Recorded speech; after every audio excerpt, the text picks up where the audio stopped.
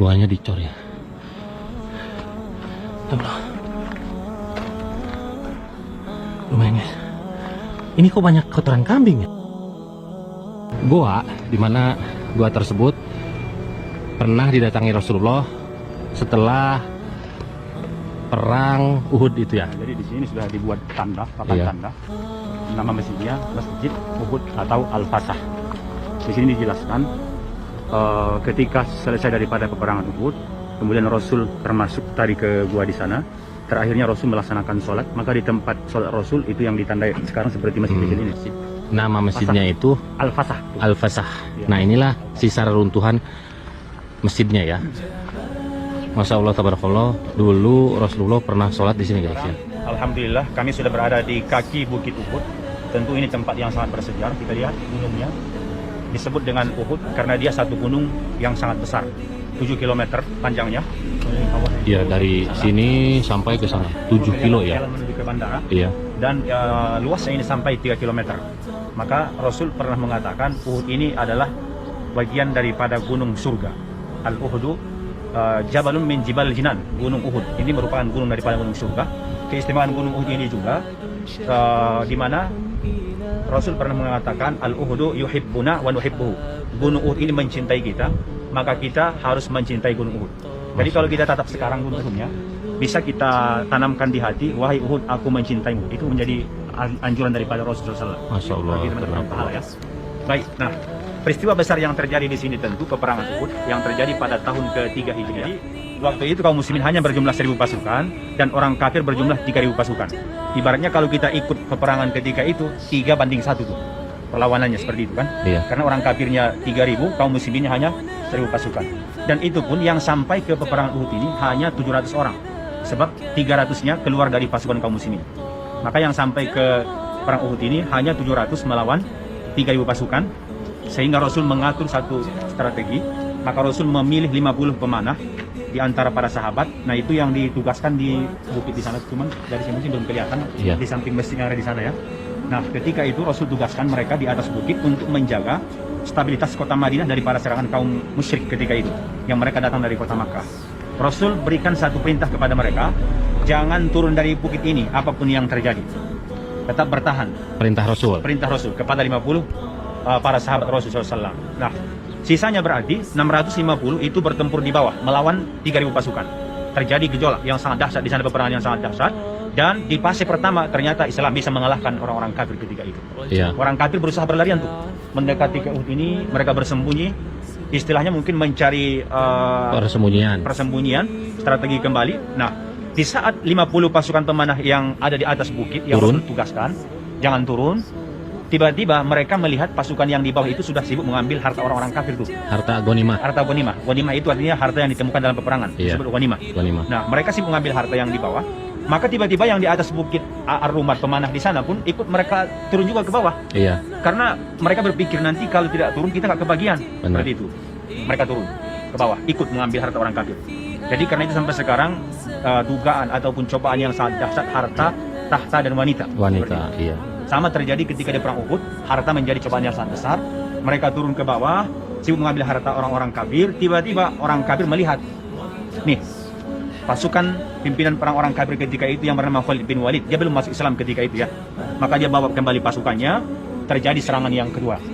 Ibaratnya kalau dalam sepak bola ada counter attack, serangan balik ya. Counter attack. Iya. Serangan balik. Serangan balik. Dan akhirnya kalah. Akhirnya disitulah pasukan Islam mulai Berguguran. berguguran, banyak yang syahid, termasuk Rasul pun terluka. Iya. Di saat Rasul berada di sana itu, giginya sudah patah, bibirnya berlumur dengan darah, dagingnya sudah terluka, sobek. Iya. Kemudian juga sudah berlumur dengan darah, maka para sahabat segera membawa Rasul ke kawasan ini. Iya. Segera membawa Rasul ke kawasan ini, termasuk yang akan kita lihat di sana ada gua tuh, yang diperkirakan tempat Rasul beristirahat ketika beliau sudah terluka dari peperangan Uhud. Nah ini guanya ya. Iya, akan kita lihat ini. Iya. Dan guanya itu sekarang dicor. Betul. Iya. Udah ditutup. Nah ini guanya ya. Itu kelihatan tulisan. Itu Jadi gunung ini guys, gunung yang ada di surga tuh gunung Uhud ini. betul. Masya Allah, tabarakallah. Kalau ada pertanyaan sebutkan di kota Madinah yang berasal dari surga seperti yang disampaikan Rasul, gunung Uhud. Jawabannya. Masya Allah, tabarakallah. Nah, tuh. Jadi gunung-gunungnya warnanya itu kita perhatikan Agak merah. agak merah-merah gitu. Iya. cuman agak backlight karena mataharinya ada di belakang gunung ini ya. Ya. Doa saya buat teman-teman semua yang selalu setia nonton video saya, mudah-mudahan kalian dimudahkan rezekinya dan bisa menjalankan ibadah haji dan umroh. Amin. Nah biasanya para jemaah umroh tuh nggak semuanya dibawa ke sini nih. Dan bahkan sangat jarang sih. Iya. Sebenarnya. Jadi hanya orang-orang tertentu yang datang ke sini. Datang ke lereng Jabal Uhud ini ada makam sahabat Rasulullah Hamzah. Iya, so. Yang ada di sana termasuk paman Rasul yang bernama Hamzah bin Abdul Muthalib yang juga syahid yang ya. digelar dengan Asadullah, singanya Allah Subhanahu wa taala. Karena paling terdepan di setiap ada peperangan, paman Rasul yang bernama Hamzah itu yang paling di hadapan tuh. Paling depan. Iya. Berani. Disebut singanya Allah Subhanahu wa taala. Tapi akhirnya dia syahid di perang Uhud. Itu pun sebenarnya dia syahid bukan karena dia mungkin saat itu tidak kuat ya, tapi karena dia sudah dijadikan target utama tuh. Iya. Sama seorang wanita kafir Quraisy yang bernama Hindun. Sebab dia ada rasa dendam kepada Hamzah. Iya. Sebab Hamzah di perang Badar sebelumnya itu membunuh saudaranya. Maka di Uhud ini, di perang Uhud ini dia targetkan gimana caranya bisa membunuh Hamzah bin Abdul Muthalib.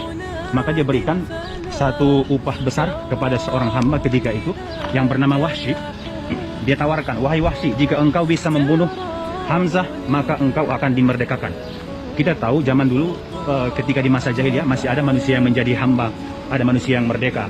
Maka setiap orang pasti ingin menjadi manusia yang merdeka. Iya. Nah di saat Wahsy mendengar hadiah yang sangat besar jika dia bisa membunuh Hamzah, saatnya lah kesempatan di perang Uhud ini dia melemparkan senjatanya dari agak jauh, Tombak ya? tombaknya, dan langsung mengenai dada Hamzah. Seketika itu juga tembus tuh Ke jantungnya. tombaknya itu, jantung tembus sampai ke belakang Iya. daripada Hamzah. Dan Sehingga dia syahid. jantungnya itu terus dibelah dadanya dan dimakan sama Hindun itu ya. Nah, ini dalam Nah, biasa haula wala quwata illa billah. Nah, di gua inilah Rasulullah istirahat waktu setelah perang Uhud ya. Saya naik ke sini butuh perjuangan. Masya Allah, tabarakallah. Ini banyak kotoran kambing ya. Ini jabal atau gunung yang ada di surga tuh ya gunung ini, namanya Gunung Uhud.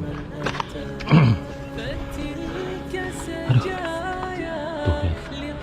Dan jaraknya itu 7 kilo kesananya.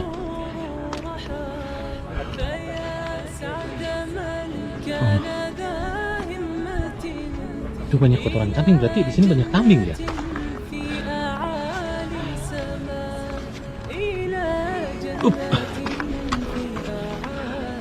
Nah, ini guanya dicor ya. Waktu perang Uhud, Rasulullah terluka. Tadinya di sana sama sahabat dibawa ke gua ini. Cuman sekarang guanya dicor ya.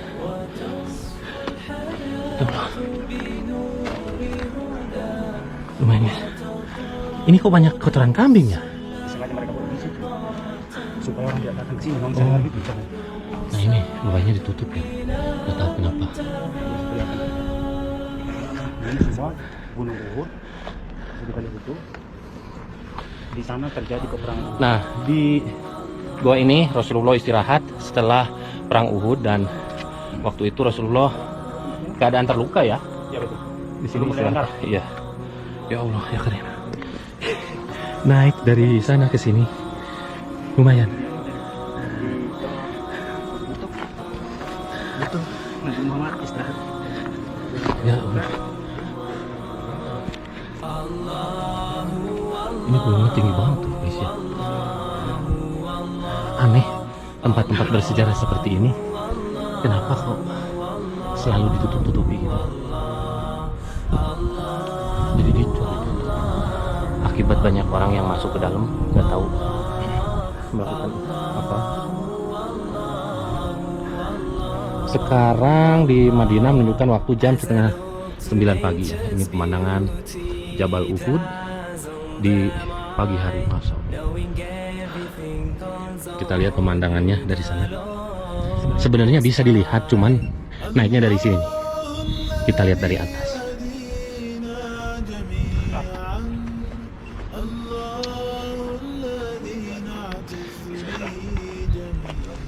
Ini harus hati-hati. Terjal banget.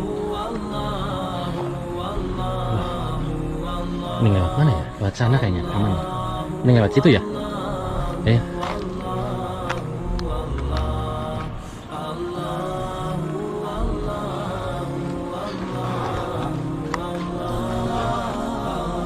Nah, setelah saya mendatangi Jabal Uhud ini, sekarang saya mau bergegas ke Jabal Mahnet. Pokoknya ikutin terus adventure saya selama di Madinah. Kalau kalian suka sama video ini, silahkan kalian klik like, subscribe, dan komen di bawah. Silahkan share ke media sosial lainnya seperti Facebook, Instagram.